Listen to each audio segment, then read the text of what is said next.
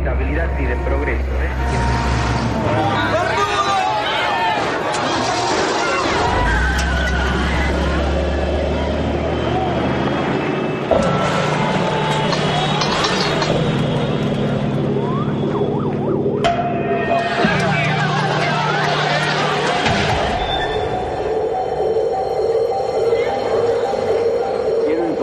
Que ante eso he decretado el estado de sitio en todo el territorio nacional.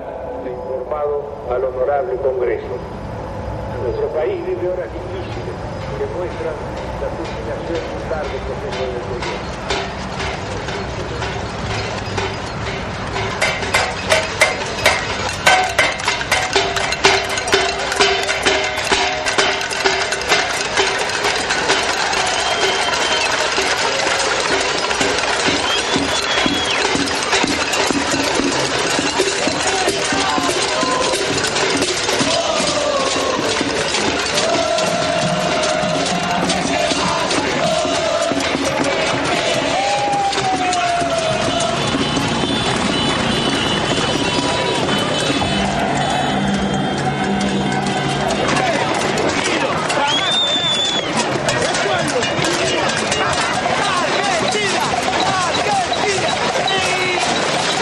Después de muchos años, cuando el país parecía sumido en la apatía, estalló la insurrección. Era la patriada espontánea de los nadies, que haciendo sonar sus cacerolas, se derramaba por los barrios y ocupaba la ciudad de las instituciones y los bancos. Terminó de hablar y la gente se volcó espontáneamente. Acá no convocó nadie. Yo tengo 50 años, hace un mes y medio que no trabajo. Laburé todos los días de mi vida, todos los días. Porque no quiero estado de sitio, porque no quiero ser una súplica del Fondo Monetario Internacional. Es un modelo que no va más. Se tiene que ir de la Rúa y con él todos los delincuentes que lo apoyan.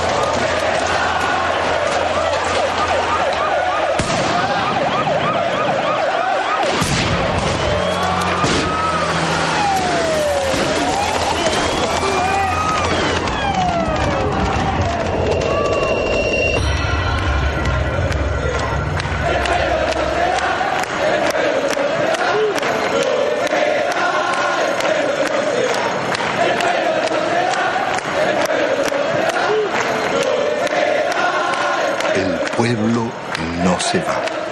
Son trabajadores, amas de casa, empleados, jubilados y estudiantes, herederos de aquellos que por décadas habían desafiado dictaduras y persecuciones, soportado ajustes y en democracia traicionados. ¿Qué había pasado en la Argentina? ¿Cómo era posible que en una tierra tan rica se sufriera tanta hambre? El país había sido devastado por un nuevo tipo de agresión, ejecutada en paz y democracia. Una violencia cotidiana y silenciosa dejaba más víctimas sociales, más emigrados y muertos que los del terrorismo de Estado y la guerra de Malvinas.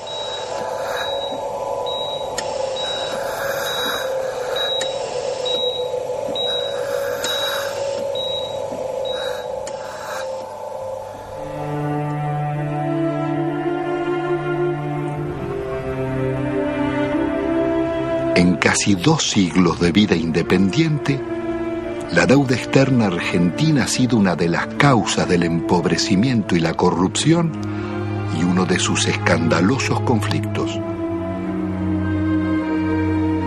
Desde el primer empréstito firmado por Rivadavia en 1824 con la banca inglesa Baring Brothers, la deuda serviría para fortalecer a sus socios argentinos, controlar finanzas y transferir recursos a las metrópolis.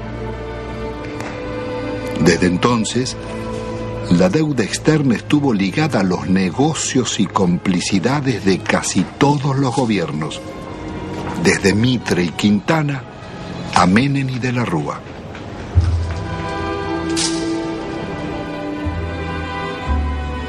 La política del endeudamiento fue gestando en la Argentina generaciones de tecnócratas y funcionarios más dispuestos a servir a bancos y corporaciones internacionales que a defender su país.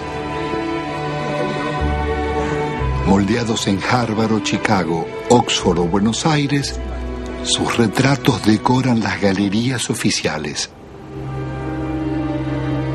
Allí están colgados desde lobistas del siglo XIX, como Manuel García y Belaustegui, hasta los últimos directores de la banca pública, Pedro Pou, Macarrone y Colombo. Administradores de una deuda que había nacido en los años 70 con la dictadura militar. Hemos dado vuelta una hoja del intervencionismo estatizante y agobiante de la actividad. La deuda contemporánea se inicia en forma ilegítima con la dictadura militar. A pesar de que la justicia demostrara su origen fraudulento, la presión del establishment pudo más. Desde entonces, serviría para condicionar gobiernos y enajenar el patrimonio público.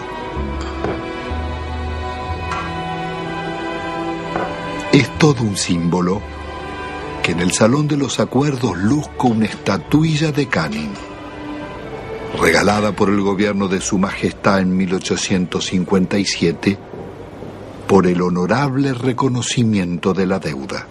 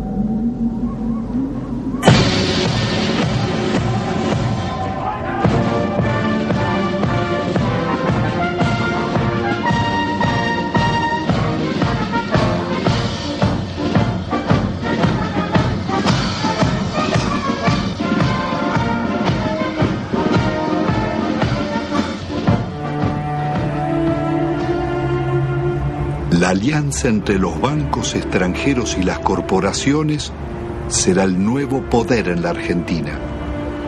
Después de 7 años de plan neoliberal, el gobierno de la dictadura deja un país hipotecado con una deuda externa de 45.000 millones de dólares.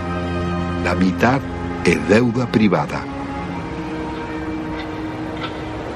Son 23.000 millones que dicen deber bancos extranjeros radicados en el país, como el Citibank, el First Boston, el Chase Manhattan, Bank of America, el Banco de Italia, Londres, Español, el francés y el Deutsche, y también el Banco Río, el Quilmes, Galicia y otros.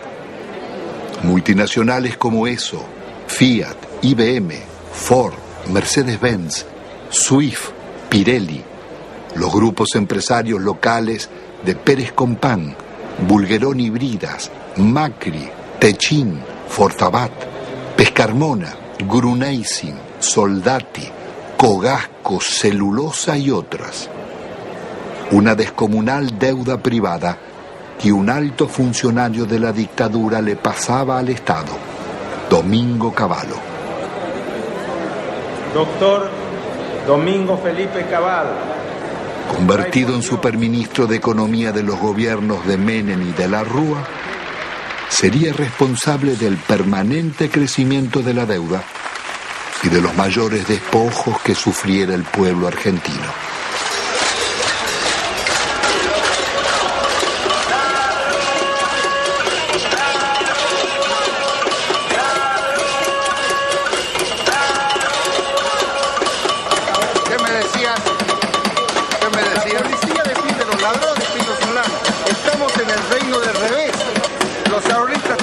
Manifestarse pacíficamente en defensa de sus ahorros que han sido confiscados por el banco en complicidad con el gobierno nacional. El Estado debe salvaguardar los derechos de los ciudadanos, no debe robarlos.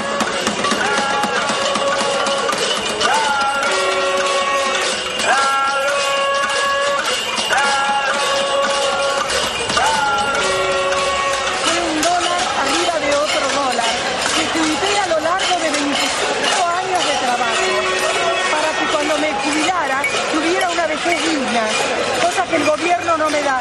¿Por qué no nos tratan los bancos como tratan a sus ahorristas en el exterior? Y yo los puse en bancos privados, porque desconfiaba de los bancos nuestros, porque ya me agarraron en el 89. Pero evidentemente soy una estúpida. Entonces, ¿qué necesitan? ¿Una bomba? Yo no soy de poner bombas, pero al menos me desahogo con la cacerola. Esta cacerola le hizo puré a mis hijos para que cada vez que la vea sepa que si me roban porque ellos son unos sinvergüenzas, pero yo luché por mis derechos. Yo soy el decano de los canutistas de Avellaneda, 65 años vendiendo diario y todos mis ahorros están en el Citibank. ¿Por qué no me lo devuelven? El gerente me dijo que me lo iban a devolver. Mentira, mentira y mentira. Y todos mis ahorros del sacrificio de mi vida los tengo ahí.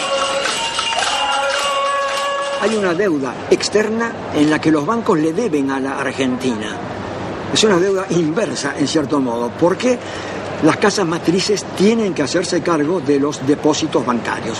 Eso está en la jurisprudencia argentina desde 1971, en el famoso caso Swift-Deltec, en donde se resolvió que la casa matriz era responsable por las deudas de sus filiales. Y es una estafa que el Estado tenga que hacerse cargo de las deudas del sector privado. ¿Y el caso de nuestra deuda externa? La deuda está plagada de ilegitimidades.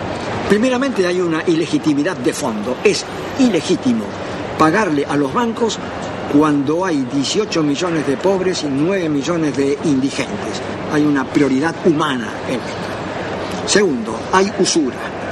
La usura está aprobada tanto que si se hubiera aplicado una tasa de interés normal, la deuda externa se hubiera terminado de pagar en 1988. ¿Pero cómo fue la estafa? Hubo préstamos de las casas matrices a las filiales que eran movimientos intracompañía, que esos préstamos eran considerados deuda externa, cuando en realidad eran movimientos dentro de la misma empresa. se compraban dólares. Esos dólares se los depositaba en una cuenta en Estados Unidos. Con la garantía de esa cuenta daban otro préstamo que entraba al país, se compraban dólares y así se lucraba indefinidamente con la tasa de interés. Es lo que se llamó en aquella época la bicicleta financiera, con la que se hicieron fortunas, y precisamente los grandes beneficiarios fueron los grupos económicos que son los mismos de siempre. Al finalizar el gobierno de Alfonsín, la deuda externa se aproxima a 54.000 millones de dólares. Menem dejará en manos de la banca acreedora determinar cuánto se les debe. El Congreso jamás trataría la deuda, ignorando la Constitución y la denuncia de Alejandro Olmos. 10 años después, llegará a 130.000 millones. No confundamos a la gente con un mal concepto de la palabra deuda, porque todos queremos endeudarnos, pero después decimos que está mal que el país se endeude. Cuando crece el crédito, porque hay alguna endeuda, es bueno, la deuda es buena. Todos queremos darle crédito, todos hablamos que hay que darle crédito a la población, que está surgiendo el crédito hipotecario. Es bueno endeudarse, no es malo endeudarse. Se vuelve absolutamente pertinente una cosa que los norteamericanos inventaron hacia 1898 con la ocupación de Cuba. En ese momento había bancos españoles que le habían prestado a la autoridad colonial cubana. Los norteamericanos dijeron, si el pueblo de Cuba no ha sido beneficiado por estos préstamos, no hay deuda. En 1923, cuando un banco británico, entonces el Royal Bank of Canada, le prestó a un tiranuelo de Costa Rica que se llamaba Tinoco unas uvas que estos utilizaron para sí mismos. El Royal Bank of Canada pretendió que Costa Rica le pagara y se produjo un pleito y el árbitro resultó ser un expresidente de los Estados Unidos, el presidente William Taft. El presidente Taft resolvió el litigio diciendo hay deuda, pero hay una deuda privada y no una deuda pública, porque no hay deuda pública si no hay un público, el público como destinatario, como beneficiario. Son actos que de ningún modo han beneficiado al público, más bien todo lo contrario. Han hecho que la persona que compra en un supermercado y paga el IVA resulte el quien paga finalmente estas deudas privadas de grandes empresas, de grandes compañías o de gente en todo caso muy rica. No cabe duda de que la deuda privada irregularmente estatizada, ilícitamente estatizada por el doctor Cavallo, debe ser absolutamente revisado.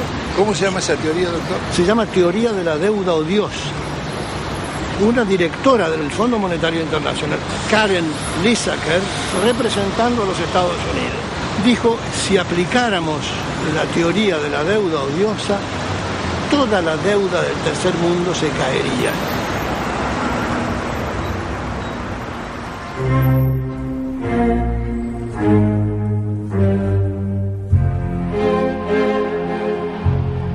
La democracia retorna de la mano del radical Raúl Alfonsín con un discurso socialdemócrata.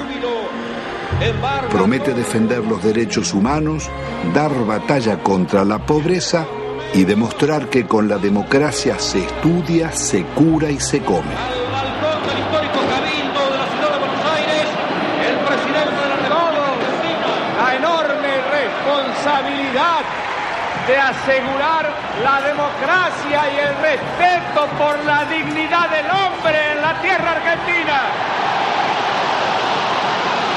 Hemos dicho que esto significa que el Estado no puede subordinarse a los grupos financieros internacionales, pero que tampoco puede subordinarse a los privilegiados locales. Pero el Estado está en quiebra y es preciso optar. El ministro Grispum propone denunciar la deuda externa y privilegiar el crecimiento. Alfonsín lo considera inviable y cede a la presión del poder. Y esto ha de lograrse a través de un ajuste que va a ser duro y que va a demandar esfuerzos de todos. Esto se llama, compatriotas, economía de guerra. vayamos sacando las conclusiones. El drástico ajuste se llama Plan Austral. Una vez más, millonarios recursos públicos pasarán a los bancos y corporaciones. Alfonsín actúa con un doble discurso. Promete investigar la deuda, pero ordena al presidente del Banco Central legitimarla. Promueve el juicio a las juntas militares por los crímenes de la dictadura y 2 años después, las leyes de obediencia debida perdonarán los delitos cometidos bajo órdenes superiores. Es el logro de la insurrección de los oficiales carapintadas. La población sale de sus casas y desafía los tanques.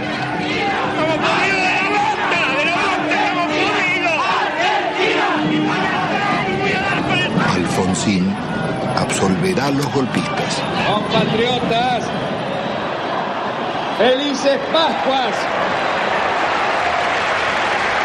Los hombres amotinados han depuesto su actitud. Algunos de ellos, héroes de la guerra de las Malvinas, que tomaron esta posición equivocada. La derrota electoral del radicalismo acelera la crisis. Un golpe del mercado desata la hiperinflación y se producen saqueos en los supermercados. He resuelto resignar el cargo de presidente de la nación argentina con el que el pueblo me honrara desde el 10 de diciembre. Alfonsín debe renunciar 6 meses antes de finalizar su mandato.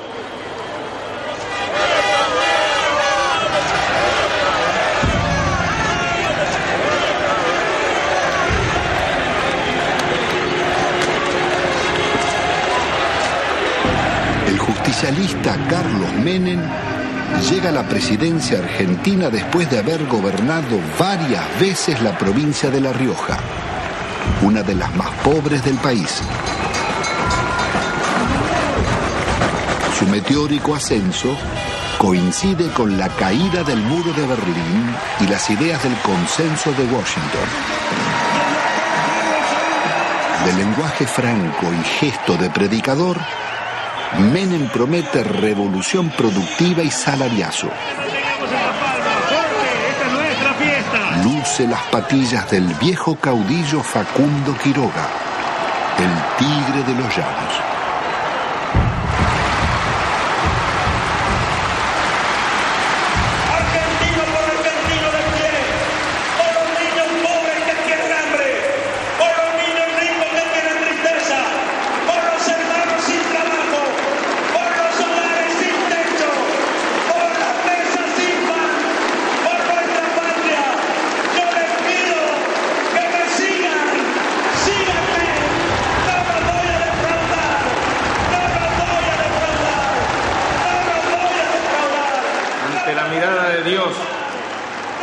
Y ante el testimonio de la historia, yo quiero proclamar: Argentina, levántate y anda. Hermanas y hermanos, con una sola voz para decirle al mundo: se levanta a la faz de la tierra una nueva y gloriosa nación. Son los tiempos del supuesto fin de la historia. El discurso único de la globalización y las democracias neoliberales en América Latina.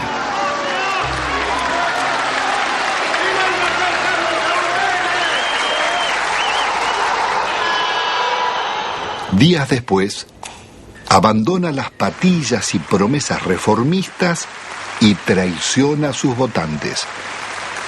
El programa de gobierno será el de la minoría liberal conservadora que lidera el ex golpista Álvaro Alzogaray.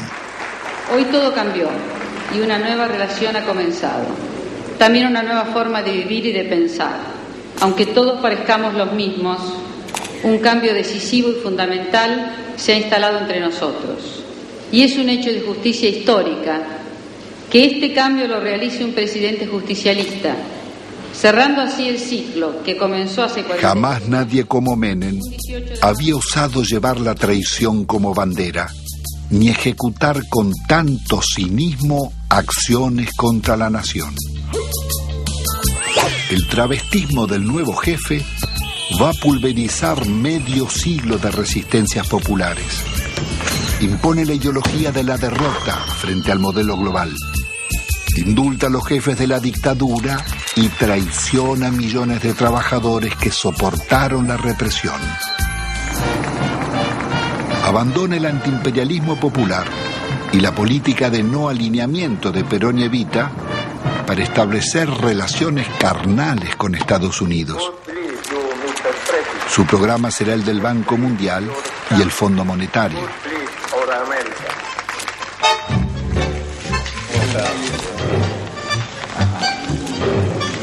Pero la traición no fue solo la de Menem. Buena parte de la dirigencia político-sindical tiró por la borda una vida de resistencias. Muchos se sentaron en la mesa del arreglo y optaron por indemnizaciones. Otros se convirtieron en socios del millonario festín de las privatizaciones.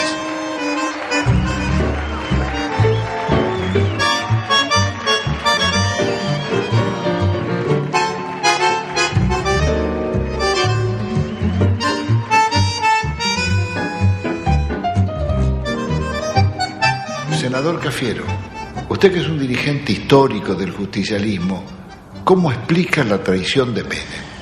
Bueno, eso sucede y no sucede raramente, sucede con bastante frecuencia en la vida política de todas las naciones. Hay un librito chiquito francés que se llama El elogio de la traición, donde se demuestra o se dice que es absolutamente intrínseco a la política la traición. Es decir, usted para llegar tiene que mentir, porque si usted dice lo que realmente piensa, la gente no lo va a votar. Y creo que eso se aplicó en la Argentina. Se aplicó siempre, pero con mucha mayor intensidad, admitámoslo, durante los gobiernos de Menem. Él mismo ha dicho que si hubiera dicho lo que él pensaba hacer, no lo hubieran votado. Entonces, dividió, a mi juicio, en una actitud que no guarda mucha correspondencia con la ética política. Pero esta es la realidad que vivimos. Después cambiaron ciertos parámetros internacionales, y bueno, y el modelo se fue agotando. ¿Cómo interpreta usted la existencia de una real mafiocracia? Poder económico, los bancos y la clase política. En eso, Pino, no quiero abrir un juicio, diría yo, absoluto. Mi larga vida humana y política me dice que a veces hay que relativizar un poco las cosas. No todo es blanco y negro, no todo es corrupto y puro. Hasta la misma sociedad argentina en su conjunto no puede atribuirse la pureza y asignarle la corrupción a sus clases dirigentes. En definitiva, las clases dirigentes emanan de la propia sociedad. En la Argentina no solo hemos fallado los políticos, y yo asumo la parte de culpa que me corresponde. Yo podría decir que han fallado muchos estamentos dirigentes de la sociedad argentina, y que si hay que hacer un juicio general, estamos todos en el infierno del Dante. Bueno, es indudable que la traición es muy efectiva. La traición es de una potencia política fenomenal, justamente porque es traición, porque te cala en lo más hondo, porque viene por la espalda, porque no estás preparado, porque se da de quien menos la esperás, si no, no sería traición. En ese sentido, el PJ es el alumno más desarrollado, más excelso de esa visión que expone Cafiero. Yo no tengo duda que si a esta sociedad le ofreces a votar San Martín o el Hombre Araña, elige a San Martín. Ahora, si le das a elegir entre el Hombre Araña y el Caballero Rojo, después la solución no se la podemos adjudicar a la sociedad. Entonces, sociedad con escaso protagonismo, Partido que defeccione de sus ideas históricas y se pone al servicio del enemigo. Movimiento obrero reducido, achicado por la desindustrialización y copado por los traidores. La justicia disciplinada a esas transformaciones que se iban a realizar. La oposición con escaso margen de maniobra. El resultado concreto.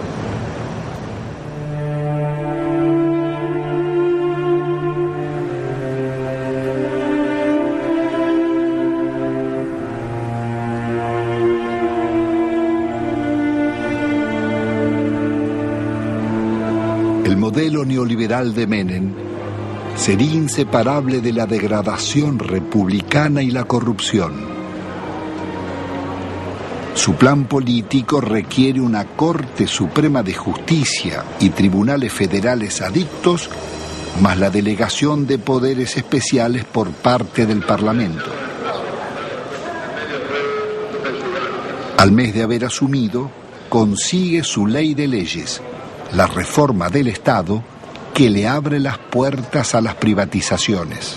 El Senado de la Nación trata hoy una ley trascendente para el país, que por primera vez va a atacar en forma frontal las deficiencias estructurales que tiene el Estado Nacional en su conjunto y a través también de sus empresas públicas. Nuestro reconocimiento en nombre del presidente de la República Argentina, porque con este proyecto en su ejecución iniciamos la revolución productiva.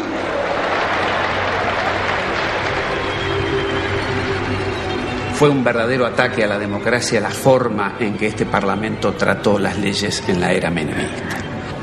Le otorgó al Poder Ejecutivo facultades extraordinarias, poderes omnímodos, la suma del poder público. Y las delegaciones le posibilitaban al Poder Ejecutivo privatizar todas las empresas del Estado, sin inventario, sin balance, sin certificar si realmente la explotación de las empresas arrojaban ganancias o arrojaban pérdidas.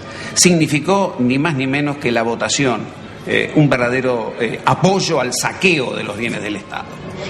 ¿Y quiénes la votaron? La votaron los justicialistas, la honorable complacencia radical, lo tengo muy presente, al Chacho Jarolaski ordenando a muchos de sus legisladores que se retiraran del recinto para que el justicialismo pudiera aprobar estas leyes. Pocas veces se van a dar tantos factores para que una minoría tome el poder sin tirar una bomba, como lo hicieron, sin disparar un solo tiro. Esto surge claramente en la participación de Álvaro Sogaray en el tema de la ley de reforma del Estado. El instrumento que le está dando el poder a Menem, un poder absoluto, dictatorial, un poder que no tenía Videla, que no tuvo Videla. Se lo estaba diciendo a todos al Sogaray. Le decía a los propios justicialistas que estaban participando de un capítulo extraordinario. Por primera vez iban a tener el poder, no importa si los votos sean del pueblo o votos peronistas. Ese poder lo iban a tener los mismos que proscribieron, los mismos que fusilaron, los que masacraron. Eso es lo que estaba diciendo Álvaro Sogaray. ¿Hasta dónde? Es un límite. ¿Qué cosas eran capaces de hacer? Bueno, esto y más. Es más, siguieron haciéndolo. Porque acá hubo denuncias sobre la privatización de YPF. Hubo denuncias. El diputado Luis Adi dijo que en el Senado habían pagado una coima de $8 millones. Después se corrigió en la misma sesión.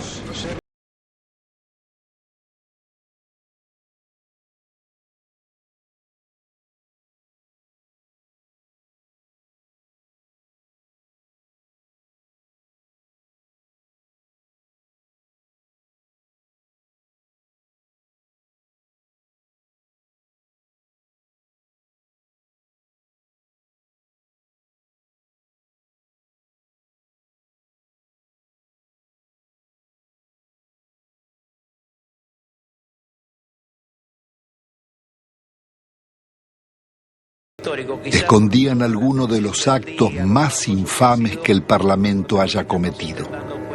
Con sobornos y falsos diputados fueron votadas las privatizaciones de YPF y Gas del Estado, las dos mayores compañías argentinas. No solo el país perdía las empresas que más habían invertido en su industria, sino que los jubilados y trabajadores serían estafados. La oposición no bastó para impedirla. Diputados disidentes del justicialismo formarían el Grupo de los Ocho. Reformar el Estado no es privatizar. En un país en emergencia no se puede empezar despidiendo trabajadores. Otras voces opositoras al despojo de la petrolera fueron amenazadas o agredidas. En mayo del 91, por ratificar ante la justicia las denuncias contra Menem y el remate de YPF, fui víctima de un atentado con 6 tiros en las piernas. La corrupción de Menem es una locura, la privatización de YPF. Es un robo fenomenal lo que está. ¿Cómo no va a haber corrupción si surge de los hechos? Surge de las privatizaciones.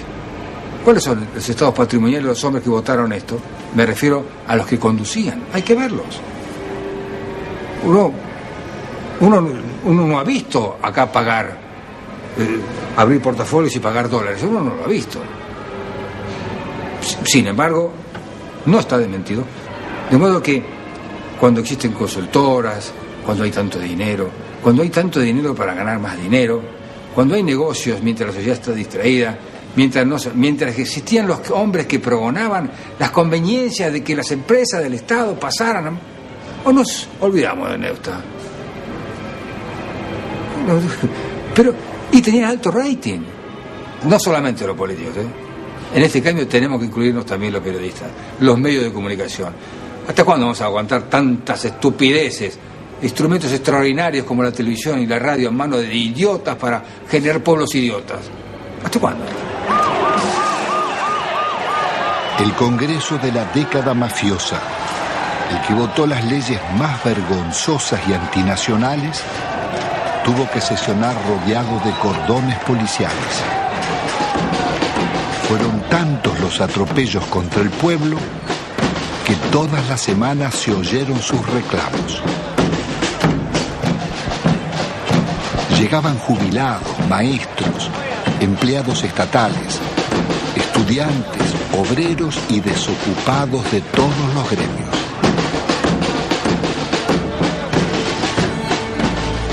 Comenzaron los tiempos oscuros en que el presupuesto nacional se aprobaba en Washington antes que en el Congreso. Y el ministro Dromi llamaba a la resignación porque el país estaba de rodillas.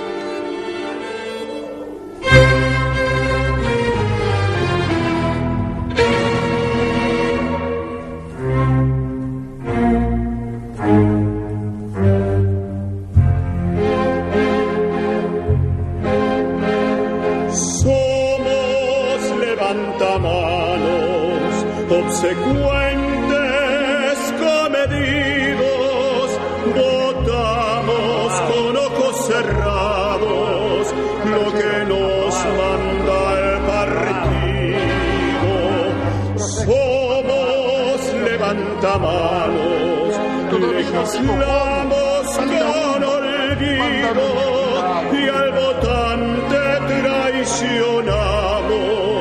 a pesar de los silbidos.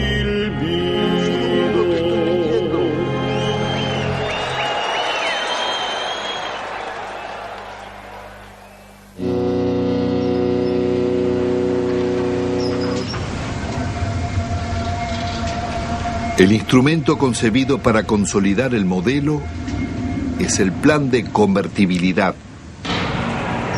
Abre las importaciones e impone por ley una mentira.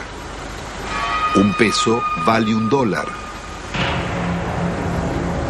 Logra detener la inflación, pero deja indefensa la industria nacional. De producir el 95% de lo que consumíamos y exportar máquinas, tornos, trenes y electrodomésticos, pasamos a importar telas, carnes, lácteos, frutas o pastas.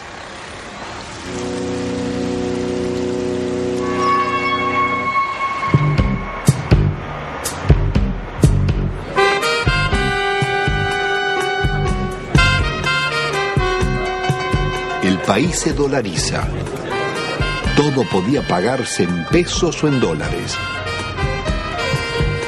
Pero con inflación cero, las tarjetas de créditos y los bancos cobraban intereses usurarios del 50% anual, cuando en Estados Unidos y Europa eran del 7%.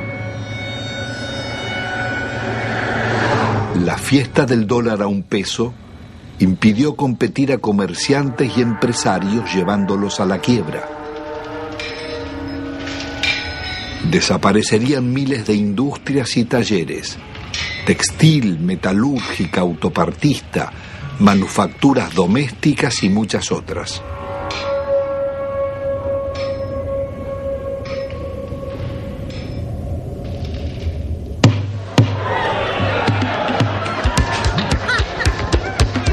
Fueron los años farandulescos de la exhibición de fortunas malavidas. Tenemos que tratar de no robar por lo menos 2 años. Es lícito la coima, es lícito apropiarse de lo ajeno. Y si alguien tiene que meter la mano en la lata, la ponga despacito, chiquitito, que no se vea. La vida se privatiza y se amuralla. Nace el país de los custodios y los countries, el de los ricos y famosos. ¿Usted es peronista? Siempre fui. El pizza con champán.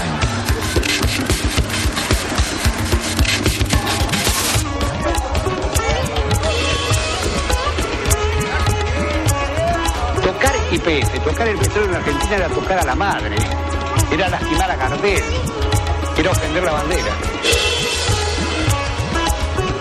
El petróleo bajo la tierra no le sirve a nadie, a ninguno. Esto pasa cuando no usas la cabeza. Y yo creo que todos tenemos derecho a una cuota de frivolidad de cuando en cuando.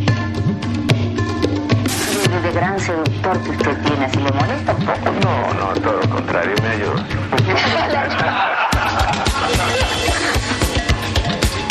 Perdón, mi amor, porque realmente hace calor acá, ¿eh? Qué guapo que es, cómo mejoran la estética los políticos, ¿eh?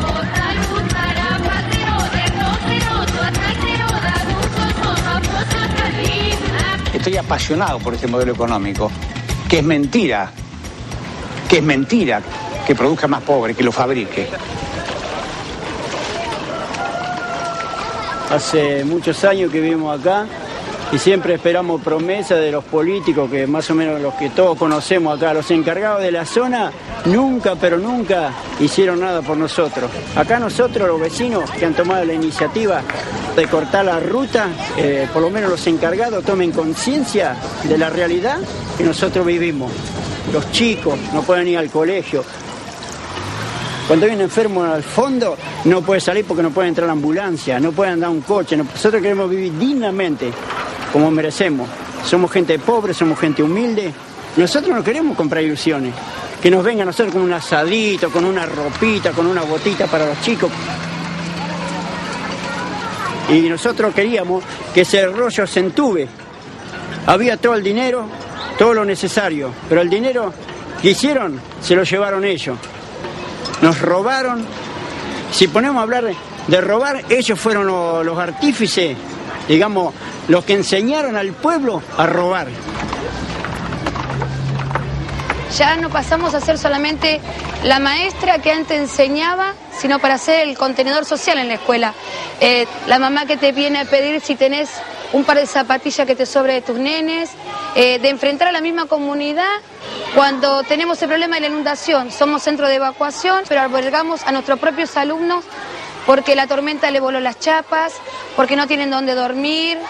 El chico está pendiente de lo que está pasando en la casa o pendiente de que terminan de repartir la leche y es el primero ir a la cocina para llevarse los sándwiches que quedan. No lográs captar un minuto su atención porque está pensando en otra cosa. Y a veces se te desmayan. O sea, se te desmayan y le preguntás, bueno, ¿qué comiste anoche? O ¿qué tomaste esta mañana? Y una sopita, te dicen un té. Y se te desmayan, es muy frecuente. Nosotros ya estamos acostumbrados. Pero te da bronca.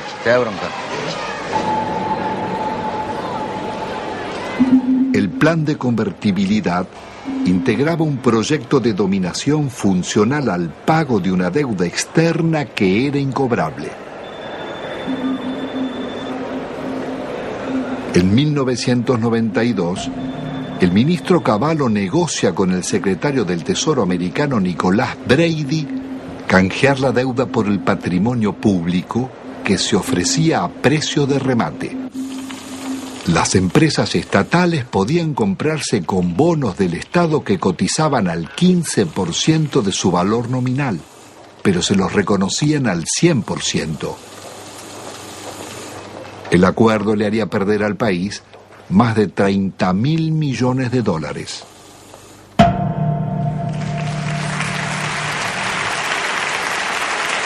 El gobierno de la Nación Argentina cumplimenta esta noche 7 cabalísticas privatizaciones, 7 sectores estratégicos del quehacer nacional. Encaramos las privatizaciones de la televisión, de los teléfonos, de instalar el sistema del peaje, de instalar la concesión vial o la concesión ferroviaria, también de privatizar las radios y de incorporar, por supuesto, la privatización de la empresa estatal de la aeronavegación. Nosotros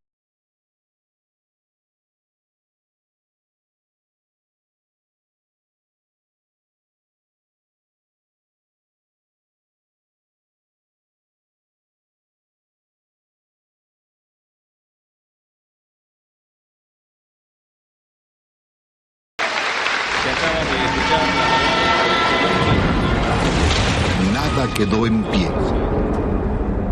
No importaba qué eran ni cuánto valían, ni cómo o por qué debían venderse.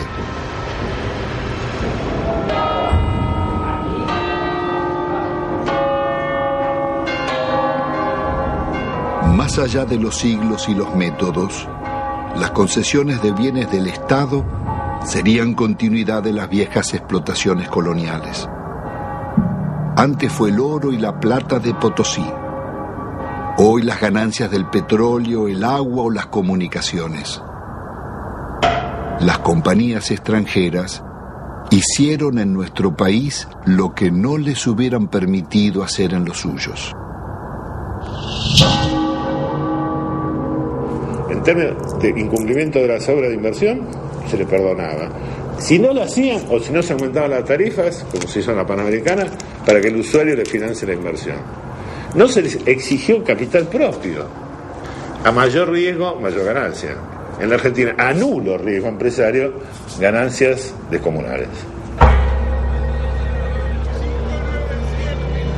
Duplicó o triplicó en dólares la tarifa. Apenas 26, o sea, el 13% de ese total, se llevaron casi el 60% de estas utilidades. Telecom en la Argentina, una utilidad media en todo el periodo del 15%, Telefónica del 16%, las 10 operadoras internacionales más importantes del mundo, entre las cuales están Telefónica y Telecom, rentabilidad promedio 5,4. Estas mismas empresas que acá son tan rentables son públicas en sus países de origen. Las empresas argentinas se vendieron sin deudas. El Estado se hizo cargo de 150.000 despidos exigidos por los concesionarios. Las principales inversiones vinieron de España y Francia. Entel se vendió por la quinta parte de su valor a Telefónica y Telecom. La endeudaron por 6.000 millones de dólares. Aerolíneas Argentinas daba beneficios y tenía 37 aviones. Fueron hipotecados por Iberia para comprarla. Aerolíneas terminó vaciada. La empresa de agua fue tomada por un consorcio europeo liderado por las compañías Suez y Vivendi. La endeudaron en 8 veces su capital. Obtuvieron rentas excepcionales y no realizaron las obras convenidas. 800.000 personas quedaron sin agua potable y 1 millón sin cloacas.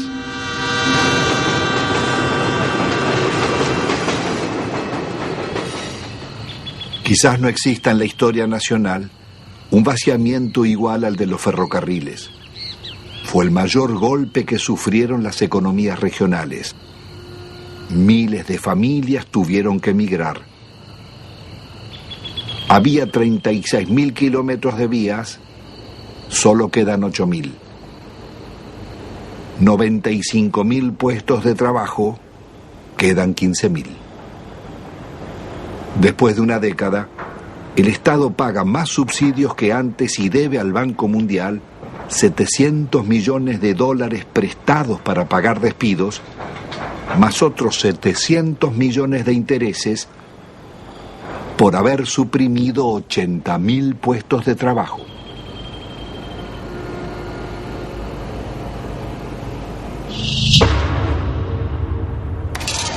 Cuando se hicieron las privatizaciones, no había subsidio para nadie, al contrario, el argumento para privatizar ferrocarriles fue el déficit. Hoy están subsidiados hidrovías, los ferrocarriles, los concesionarios viales. La magnitud del subsidio recibido por las rutas nacionales fueron 1.100 millones de dólares. Y dejaron de pagar 980 millones de dólares de canon. O sea, se robaron 2.000 millones de dólares. Deben pagar un canon por el uso económico de un bien público nuestro como sociedad. Ninguno pagó el canon. ¿Quién no pagó? Ninguno, ni los concesionarios viales, ni el Correo, ni Unequian. Sistemáticamente la seguridad jurídica en Argentina fue unilateral, es para las empresas. Pues, siempre que renegociaron en contra de los usuarios y consumidores. ¿Cuál es la razón para que siga funcionando semejante impunidad? La política. Y los negocios políticos y los acuerdos políticos. Las privatizaciones se hicieron a la medida de las corporaciones. La patria contratista financió todas las campañas electorales, todos los gobiernos, todos los golpes de Estado y realizaron todas las obras públicas.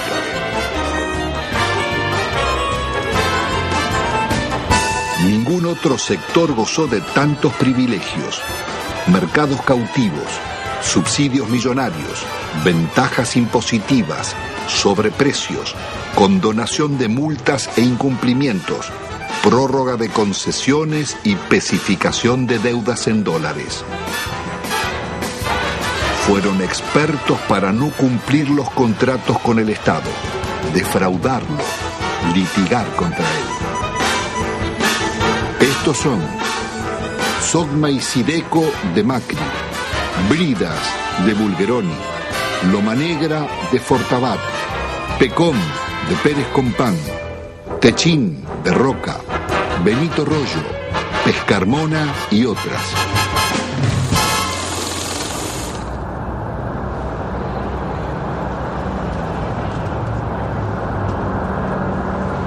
La desocupación estalló como una epidemia contagiando la sociedad entera. Cientos de colas de desocupados se multiplicaron por todo el país. El desempleo pasaría del 11 a más del 20% y otro tanto de subempleo. ¿Cuál es la situación de los trabajadores? Han perdido buena parte de su salario, han perdido protección social, han perdido casi todo el derecho al despido, han perdido casi la protección contra los accidentes y las enfermedades. Más de la mitad de los trabajadores están en negro teniendo en cuenta estas condiciones. Se ha llegado prácticamente a la desprotección más absoluta propia de los países más atrasados de la Tierra. Hay terror a resistir, hay terror al despido, hay terror a que mañana no tenga ninguna posibilidad de tener algo. Por eso se admite la rebaja salarial, por eso se admite el empeoramiento de las condiciones de trabajo, por eso se admite trabajar en condiciones de insalubridad. Se admite todo porque hoy perder el trabajo significa la nada, significa engrosar el ejército de mendigos, el ejército de aquellos que están fuera del sistema. Es terrible, se lleva a depresiones.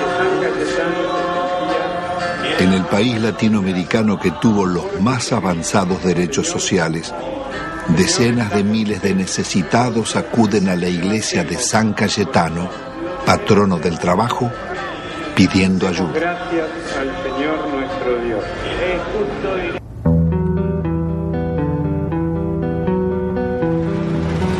Argentina es un caso único en el mundo y en América Latina. No se conoce un país que haya entregado su gas y su petróleo sin haber perdido una guerra. Hay que pensar que fue una verdadera traición al país de una clase dirigente. México, Brasil y Venezuela no privatizaron en absoluto su petróleo. Félix, ¿por qué fue una salvajada la venta de YPF?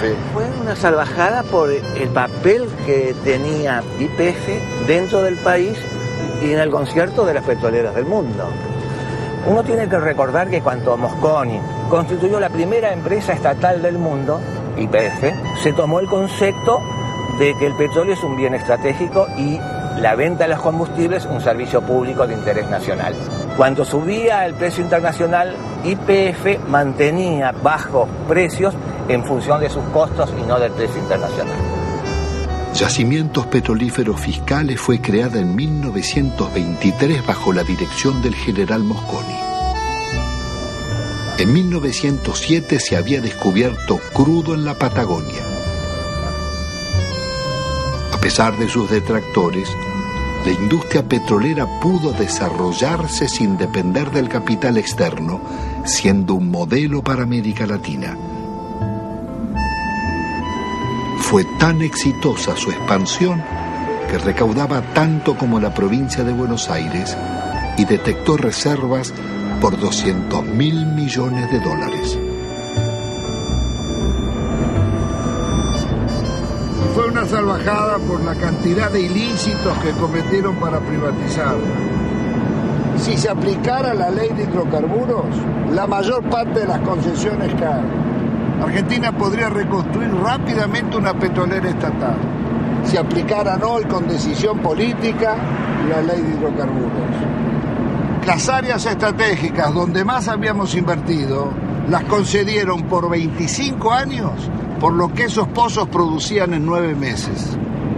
El remate fue tan grosero que Menem mismo se llevó las acciones a Nueva York para venderlas. A 19 pesos una acción que costaba 38 y 350 millones de acciones por 19 pesos, tenés la estafa del país.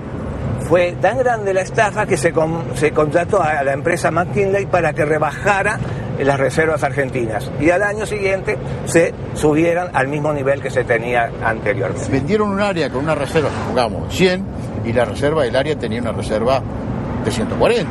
El monopolio de las 4 empresas nos ha castigado con las tarifas más caras del mundo y paga regalías de las más bajas del mundo. ¿Pero y quién controla los pozos? Sacan lo que quieren. Sí, y hacen simple declaración jurada. ¿Cómo? Por simple declaración jurada nos dicen, nos informan a los argentinos lo que extrajeron. El valor de las reservas y de lo que está bajo tierra y el valor de las instalaciones se lo regalaron. No hubo que montar nada. Estaba el área con los muchachos adentro, con los equipos adentro, y estaban los caminos donde se colocaba el petróleo iba a tal caño, iba a tal otro caño. Toda la que está era la excelente infraestructura que habían tenido las empresas del Estado, especialmente YPF. Si acá no se construyó nada porque las empresas del Estado, tan castigadas, trabajaban con un horizonte de planeamiento para los próximos 20 años, cosa que se olvidó. Están disfrutando de eso. Si están viviendo del crédito que le dejaron las empresas del Estado en cuanto significa bienes de infraestructura, petroleros y gasíferos. Esta es la realidad de la Argentina. Tampoco se comprendería el desarrollo industrial argentino ni la Patagonia sin la acción de YPF. Había desarrollado gasoductos, acerías, caminos y usinas e hizo nacer decenas de ciudades promoviendo el progreso social de sus poblaciones. Ahí estaban, entre otras, Comodoro Rivadavia, Caleta Olivia, Cutralcó y Plaza Huíncul, que fuera el primer campamento petrolero de la provincia de Neuquén. Bueno, todo esto que está desolado, que está tapiado, que está abandonado prácticamente, era lo que era Campamento 1, y este sector era la administración, el corazón de YPF. Y esto a partir de la privatización, la gente se comienza a ir porque tiene que buscar otros medios de vida, por eso se producen los abandonos de los hogares, digamos, se buscan otros horizontes. ¿Se ganaba bien? No, si los sueldos eran, no teníamos ningún problema. No había problema de salario acá, de necesidades. Nunca nos faltaba un peso a nosotros. Lo que pasó fue un crimen, un asesinato. Esto es impensable. Nadie podía imaginarse que podría suceder una cosa.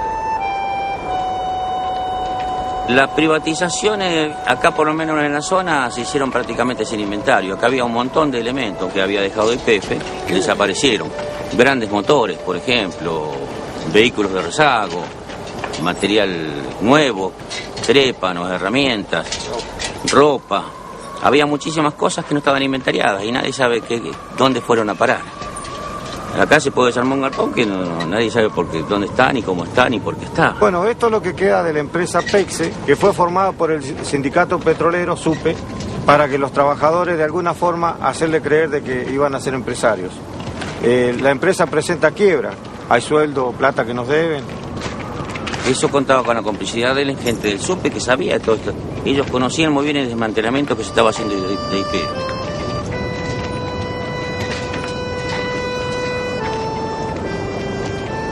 Si la gente agarraba 40, 50 mil dólares y aunque lo echaran de la empresa y le hacían por ahí hacer un curso de repostero, de computadora, de cualquier cosa, durante un año donde le estaban pagando. Entonces la gente por ahí aceptó la privatización y aceptó el despido, sin pelear. Porque claro, tenía la plata en el bolsillo. Lo que pasa es que esa plata después se la fue gastando. Se compraron vehículos, se ampliaron casas, se pusieron kioscos, negocios. Mucho desocupado. Muchísimo desocupado. Nosotros podemos hablar de 5.000, 7.000 desocupados o más. No hay censo. No hay censo serio que nos diga hay tantos desocupados. Pero sabemos que son miles los desocupados. Sabemos que somos miles los que estamos subocupados y que vivimos a medias. Pero los desocupados no solo fueron los de YPF. A ellos se sumaron otros miles de las industrias y comercios que cerraban. Años después, en el invierno del 96, Utralcó protagonizaría una pueblada. Nos estamos cagando de hambre nosotros. Le damos el gas, le damos el petróleo, le damos la electricidad y nos pagan así. Agotados sus reclamos por trabajo, miles de desocupados se instalaron en la carretera nacional durante días y noches, soportando 10 grados bajo cero y resistiendo las cargas de la gendarmería.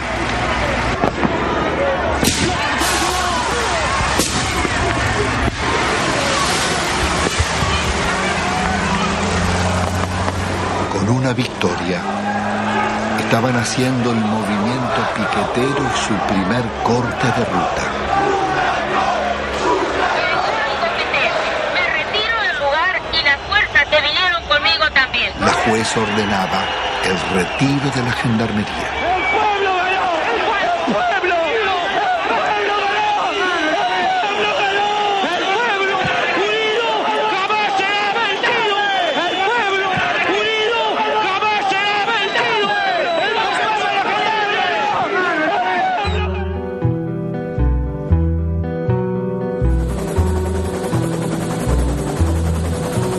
La del Estado era un orgullo de todos los argentinos y era una de las 2 o 3 empresas que en el mundo eran tomadas como modelo. ¿Por qué, Gustavo? Porque tenía un manejo de desarrollo gasífero en un país muy especial, con los yacimientos muy lejos, que era prácticamente un relojito. Entonces la copiaban los europeos y la copiaban incluso alguna empresa norteamericana. Y además porque en 50 años de trabajo había incorporado 5 millones de argentinos a disfrutar del gas natural. Y en 90 años anteriores que estaban las compañías británicas, solamente había 300.000 argentinos con un gas importado muy caro. Petrobras había tasado a gas del Estado en 25.000 millones de dólares. Nosotros, con la tasación de consultores internacionales, la vendimos en 2.500 millones de dólares. 10 veces menos. 10 veces menos. 10 veces menos. La acción depredadora de Repsol en la región fue tan grande que la comunidad mapuche llevó sus denuncias a los organismos internacionales. Bueno, acá nos encontramos en el lugar donde un integrante de la comunidad construyó su vivienda y que bueno, no la pudo habitar porque cuando hizo el pozo de agua para sacar agua se encontró que no tenía agua, no había agua pura, sino que lo que encontró fue gasolina. Este es el caño que puso mi papá en el año 95, supuestamente para sacar agua, para el consumo y para sembrar algo. Y ahora ustedes van a ver qué fue lo que sacó. Sacó gasolina. Les voy a mostrar que es totalmente pura. Estamos a 7 años de la descontaminación que supuestamente debió hacer Repsol acá, y lo que sacamos no es agua, justamente. Es casi nafta super.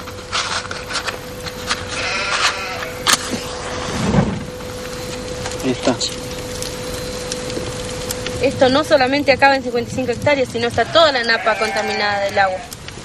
De acá hacia abajo, donde da el curso de la napa, el agua se va hacia abajo.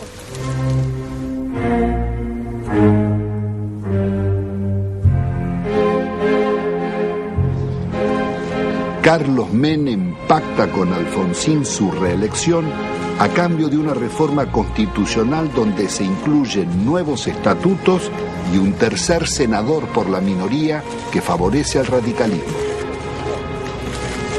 El Pacto de Olivos o Pacto del Bipartidismo se realiza sin consulta ni debate, de espaldas a la ciudadanía para garantizar la continuidad del modelo. La reforma viene a legitimar a Menem, que ha promulgado más de 300 decretos leyes, 10 veces más que en toda la historia nacional. Vaciados los partidos de propuestas de cambio y participación, poco quedó en el radicalismo y el justicialismo de sus causas fundantes. Se fueron transformando en organizaciones para el reparto de cargos públicos. Una corporación de profesionales que no reconoce ideologías y atraviesa transversalmente casi todos los partidos, sin otra lealtad que a sus privilegios.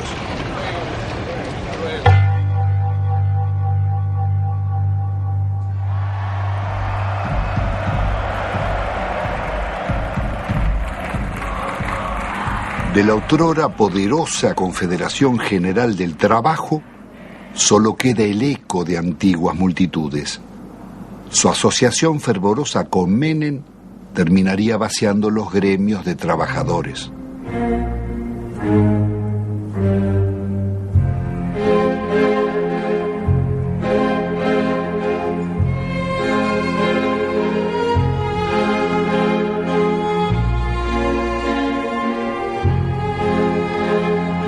Entre besos y abrazos, los gordos de la patria sindical negociaron a los trabajadores e hicieron fortunas personales.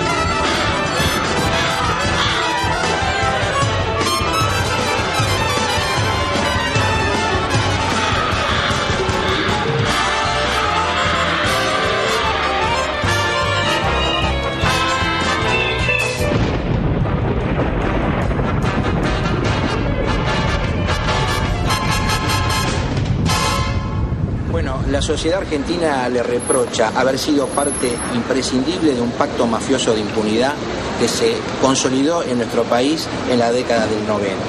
Se le reprocha haber admitido, haber legitimado el remate de las empresas públicas al mejor postor y de una forma realmente a precio vil. Se le reprocha el despojo de los derechos de los jubilados, el despojo de los derechos de los trabajadores, haber justamente brindado impunidad a los políticos que han delinquido en la función pública. En las últimas décadas, ninguno de los altos funcionarios que delinquieron contra el Estado fue condenado.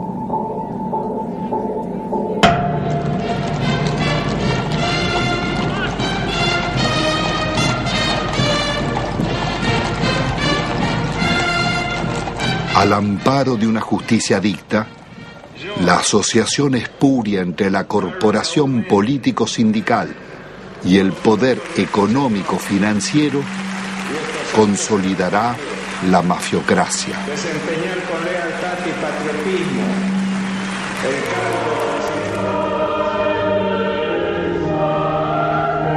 Señores, menuda tarea es la de conducir la marcha de un país, sobre todo en los tiempos difíciles y complejos del mundo actual, cuando términos como patria, bien común, moralidad, respeto al otro y amistad social se encuentran en baja o desmonetizados.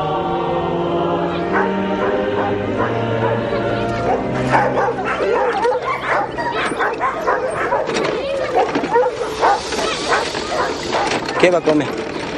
Tengo 7 chicos, no tengo trabajo, no tengo no tengo ni mercadería, nada, no tengo colchón, no tengo colcha. En la indigencia total estamos aquí. No se puede estar acá.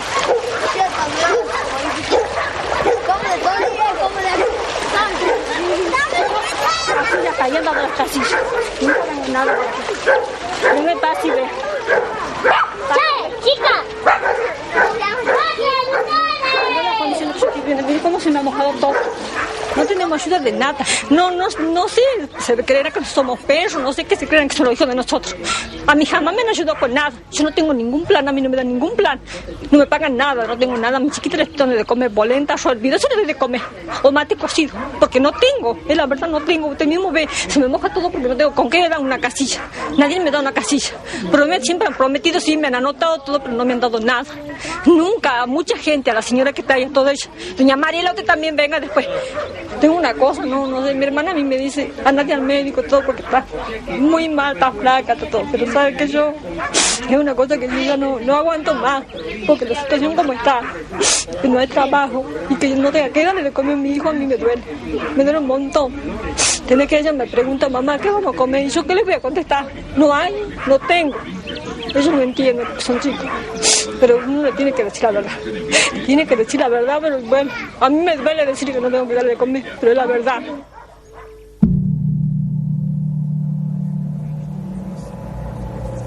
La mafiocracia une empresarios con políticos y magistrados, traficantes con funcionarios, sindicalistas y comunicadores. Fueron tan hondas las complicidades como hipócrita su accionar.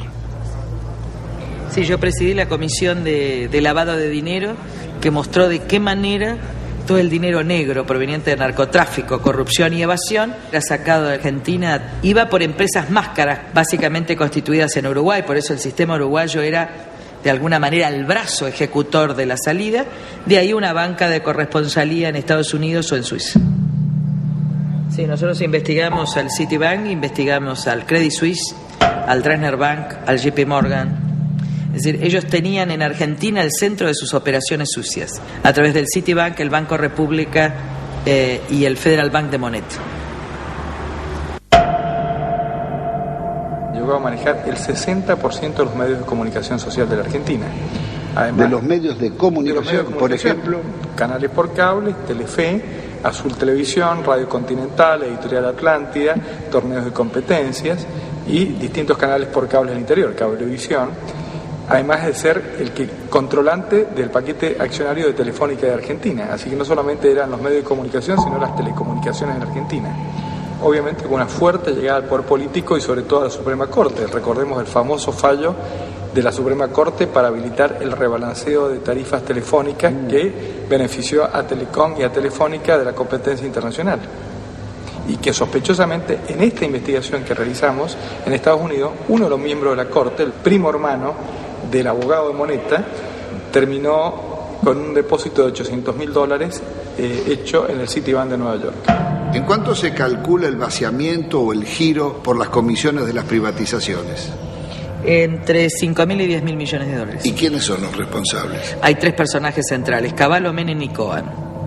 Es decir, en el periodo de los últimos 10 años. Y un banco lavador, el Banco General de Negocios. Ahora, también detectamos nosotros coimas pagadas al gobierno de Alfonsín, básicamente al Banco Central de la República Argentina, por parte del BCCI, un banco lavador de narcotráfico que después financió el 80% de la campaña de Menem. Queda clara la complicidad entre la clase política, el narcotráfico y finalmente la política también de exacción, ¿no? El saqueo de fondos públicos a través de retornos y sobreprecios fue norma en las contrataciones del Estado. Se calcula que más de un 20% de la inversión pública se diluyó en comisiones. El ministro Manzano, aludiendo al presidente, diría: robo para la corona.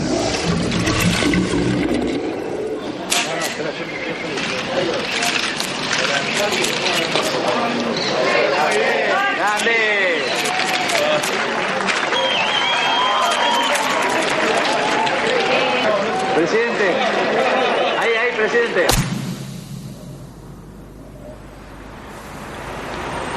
Uno de los mayores focos de corrupción fue el PAMI, Obra Social de los Jubilados.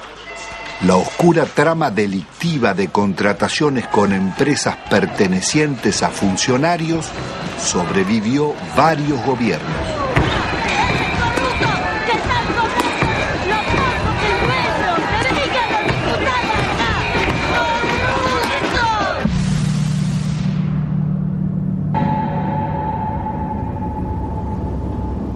Yacyretá es una de las más grandes represas de llanura del mundo, con un dique de contención del río Paraná de 67 kilómetros de largo. Fue la mayor obra financiada por los argentinos y la caja negra de la política nacional desde la dictadura en adelante. ¿Cuál fue el mecanismo de la corrupción en Yacyretá?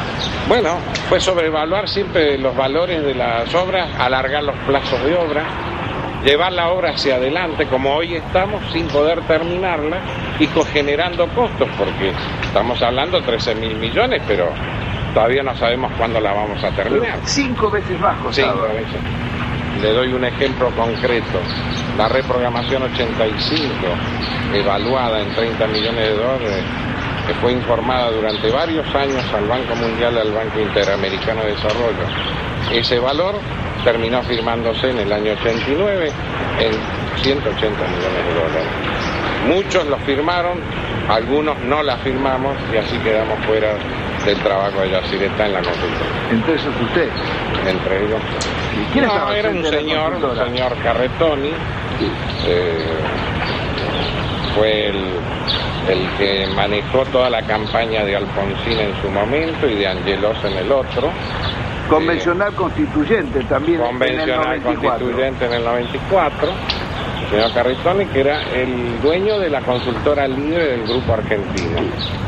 Suegro del director general de la constructora. ¿De quién? Repítemelo. El señor Carretoni, suegro del ingeniero Rizzo.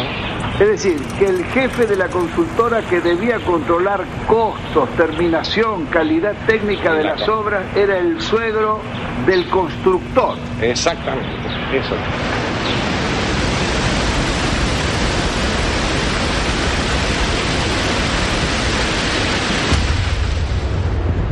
La Argentina enviaba armas rumbo a Ecuador en guerra con Perú, en momentos en que la Argentina era garante de la paz entre Ecuador y Perú. Violábamos también con armas hacia Croacia y hacia Bosnia, violábamos la disposición de Naciones Unidas para esta maniobra: fabricaciones militares, conducción del ejército argentino, fábrica militar de Río Tercero, por donde pasaron la mayor cantidad de armas que venían desde el norte argentino con zona liberada.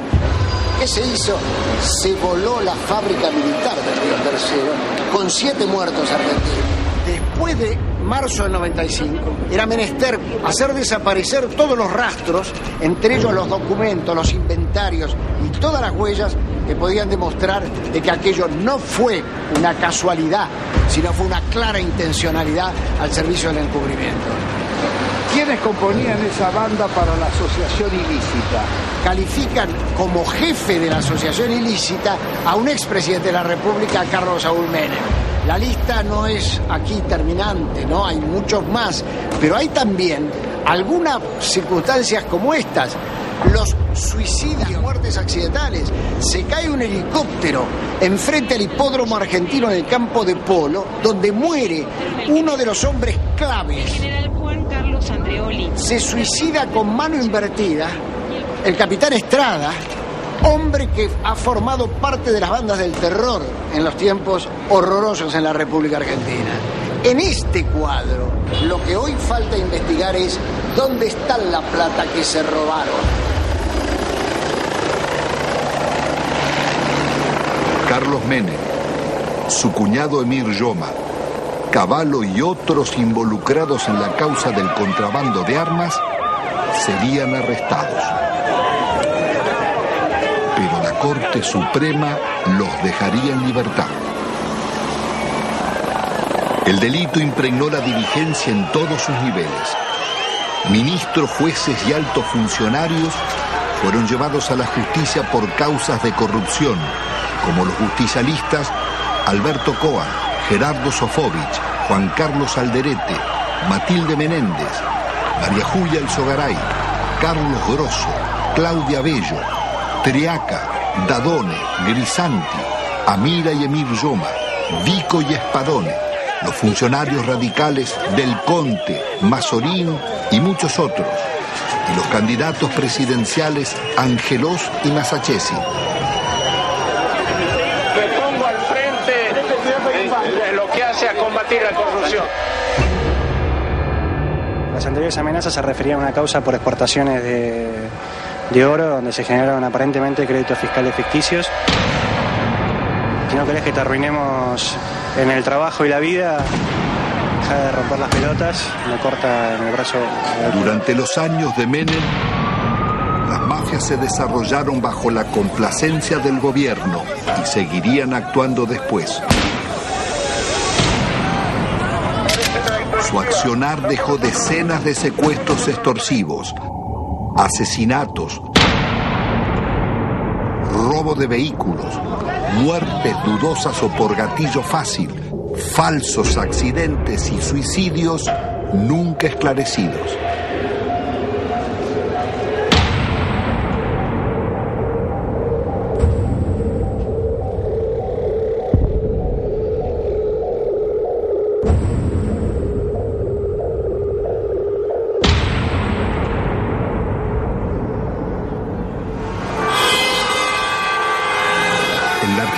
De los grupos mafiosos, la campaña mediática de la Alianza promete trabajo y lucha contra la corrupción, respetando el modelo económico y la deuda externa.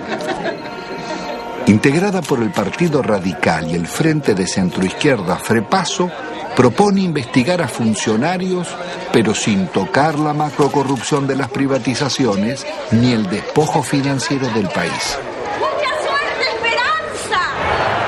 Fernando de la Rúa y Carlos Álvarez derrotan al candidato justicialista Eduardo Duhalde.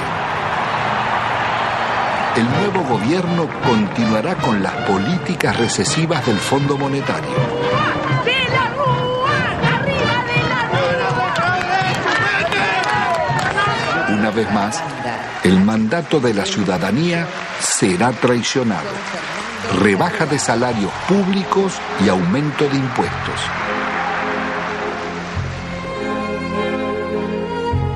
De la Rúa viaja a España llevando la prórroga de la concesión del yacimiento de gas más rico del país, Loma de la Lata, para la petrolera Repsol. Una riqueza de 50.000 millones de dólares que es entregada, violando la ley, por solo 300 millones. El gobierno soborna al Senado para votar la ley de flexibilización laboral. El vicepresidente Álvarez no cuestiona la ley, sino el soborno, y pide investigar. Presento mi renuncia indeclinable al cargo de vicepresidente de la Nación, para no perjudicar al presidente ni alterar la vida institucional.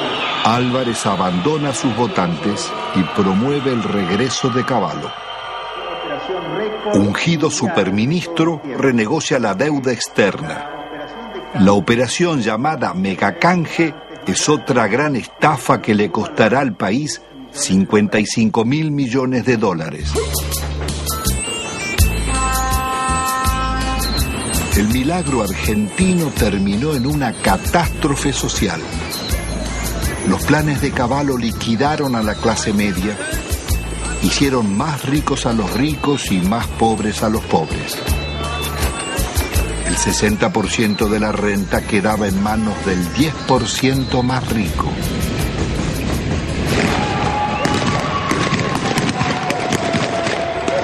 Está padeciendo la gente tiene hambre, somos guerrilleros, mira la arma que tenemos. De la Rúa opta por la represión. 2 jóvenes desocupados son asesinados en Corrientes al desalojar un puente. Otros 3 piqueteros baleados en Salta y Jujuy.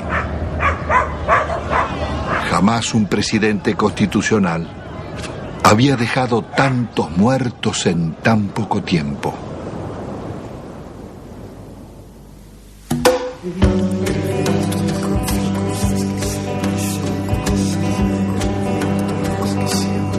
El viento me confió cosas que siempre llevo conmigo. Me dijo que recordaba un barrilete y 3 niños.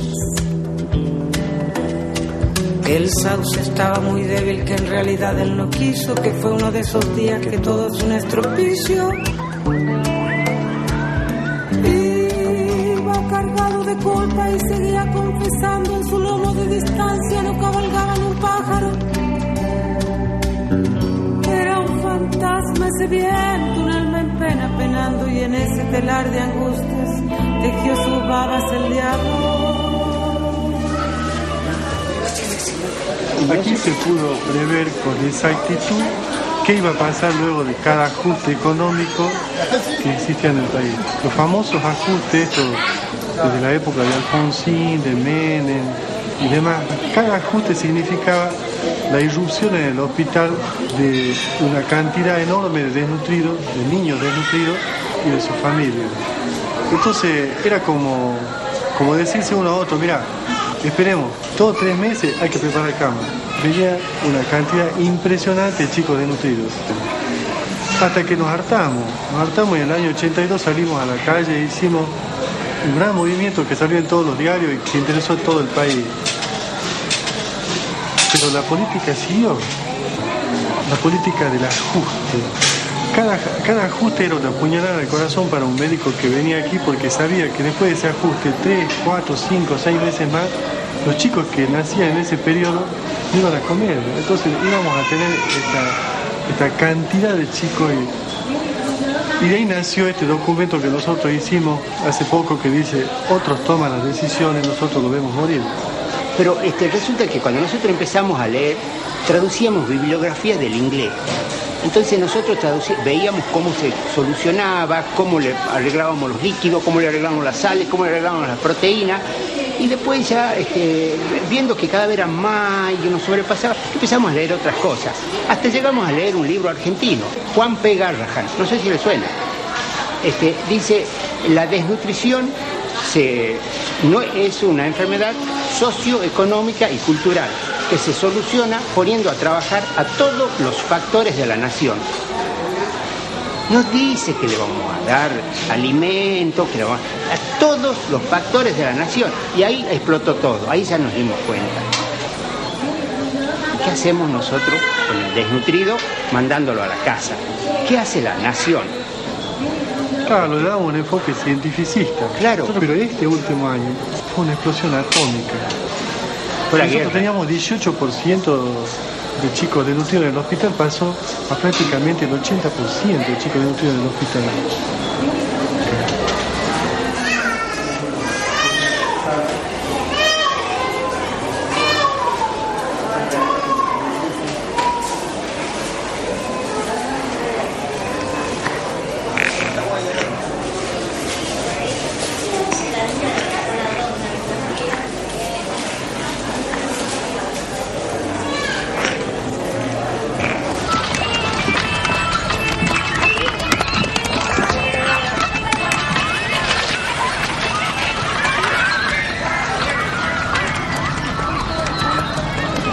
Ustedes ven un basural, los niños sin padre, una chica de 14, 15 años embarazada, ningún padre, un montón de los hijos de nadie, donde comen un día sí, un día no. Y yo le digo a esa chica que tiene 14, 15 años, mira, dale a tu nene para que la diarrea, pollito, polenta, lechecita, agua limpita.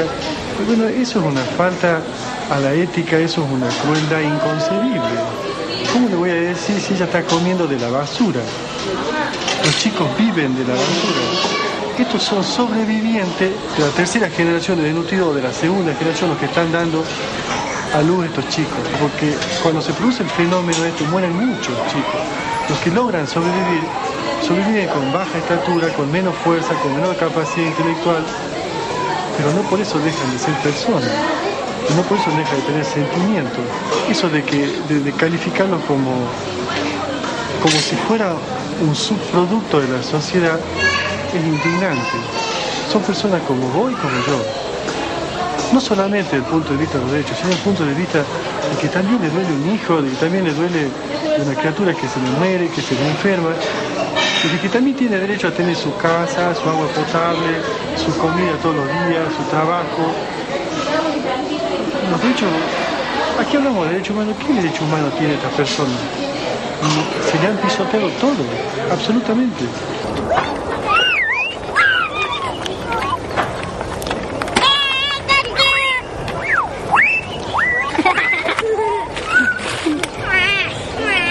La idea que yo percibo es de que algún sector de la sociedad se está queriendo deshacer de estas personas. Y restan a ese sector de la sociedad. ¿Y cuál es ese sector de la sociedad? Están identificados, el que se llevó todo. 90% de indigentes, 10% que lo tienen todo. No sé qué modelo, esto no es un modelo, esto es una cosa de que yo tengo 54 años y es siempre lo mismo. La historia es ajustemos. El que vino no sabía ajustar y sigamos ajustando. Y se cagan todo. Y los chicos se los va corriendo como de la mesa y caen abajo y no comen nada. Lo que no se quiere ver del país, que es la gente que nace, vive y muere sin documentos, sin estar registrada, la otra Argentina, la oculta, con los que están incluidos y los excluidos. Porque con los excluidos ya no nos interesa ni rescatarlo, que no se reproduzcan, ponerle el glue, esterilizarlo, sacarlo de circulación. Todavía nadie se animó a decir no mostrarlo.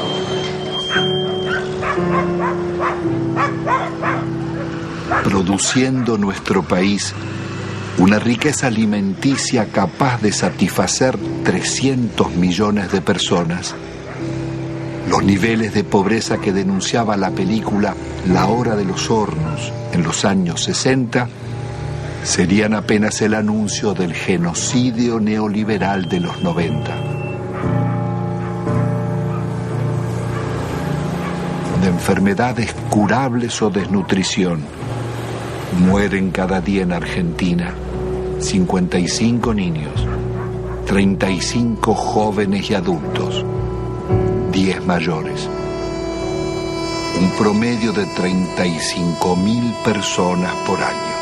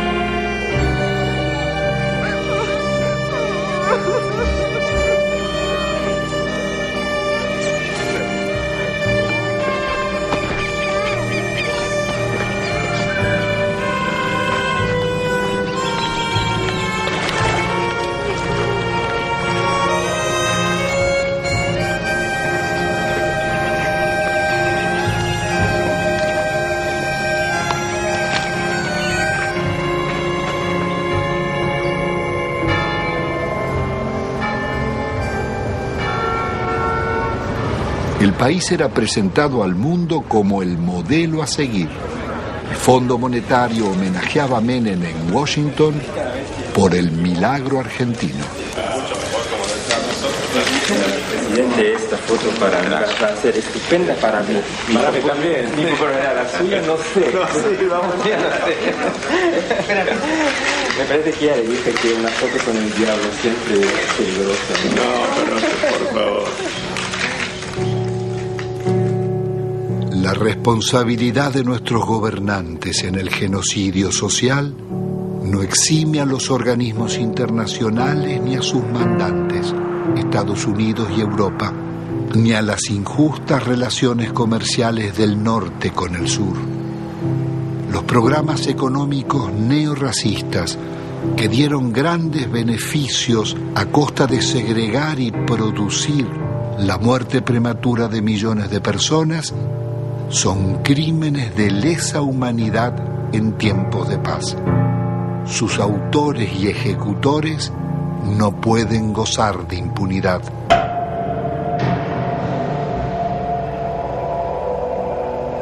Después de un cuarto de siglo, el balance económico es devastador. La deuda estatal y privada pasó de 7.800 a cerca de 170.000 millones de dólares, pero se ha pagado en concepto de servicios casi otro tanto y 150.000 millones se han fugado al exterior.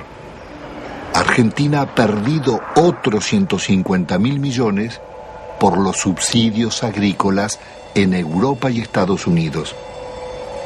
Desde 1999, el crecimiento será cero y el país marcha hacia la devaluación y la cesación de pagos.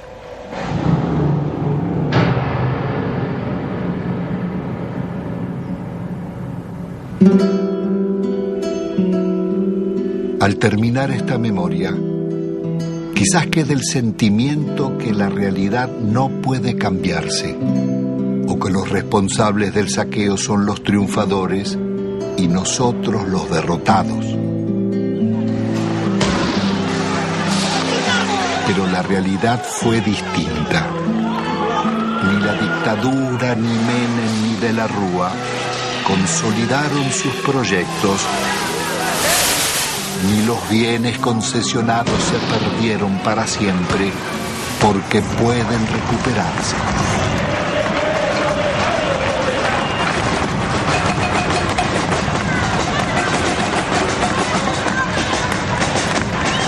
El modelo neoliberal terminó en una hecatombe. Sus responsables no pudieron vender todo lo que deseaban, ni los mayores bancos públicos, ni los grandes astilleros Río Santiago, ni las usinas termonucleares, ni Yacyretá, Salto Grande o EPEC.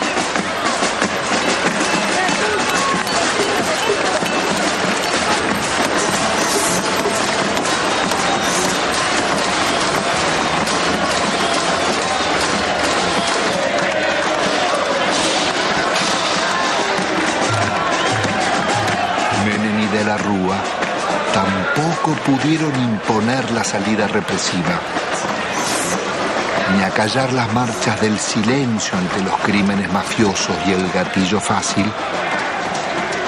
ni frenar la permanente acción de las madres, abuelas e hijos de desaparecidos.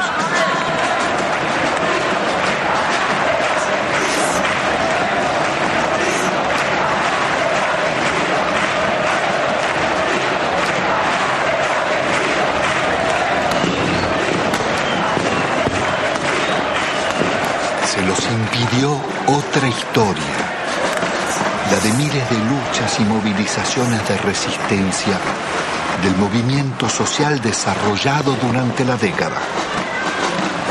Organizaciones territoriales, piqueteros, comedores y asambleas barriales, ocupaciones de tierras y asentamientos, la Gran Marcha Federal y cientos de otras marchas y paros nacionales. El CTA, las fábricas recuperadas por los trabajadores, las continuas protestas de jubilados, las mujeres rurales en lucha, estudiantes, ahorristas, comerciantes y artistas culminaron en esa pueblada espontánea de diciembre que, como el 17 de octubre o el Cordobazo, cambiarían la historia argentina.